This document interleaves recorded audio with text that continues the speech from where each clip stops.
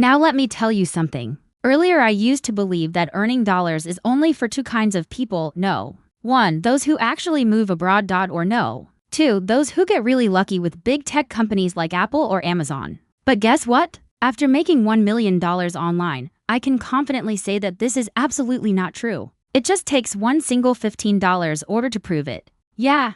One day I was sitting in my small apartment in India sipping chai when I got this notification. You got an order, custom Excel template. The client was from the US and guess what? He paid me $15 for it. And you know how much that was in Indian rupees? Over 1,200. That's when it hit me. The internet does not care where you live. All it cares about is the value you can deliver. From that day onwards, I stopped chasing Indian clients and started focusing only on platforms that pay in dollars, Fiverr, Upwork and Gumroad. I created gigs that helped businesses solve their problems. Think dashboards, calculators, data reports, stuff like that. And I priced them in dollars and delivered them in a few hours. It took me some time to build reviews, but once I started getting them, there was no stopping me.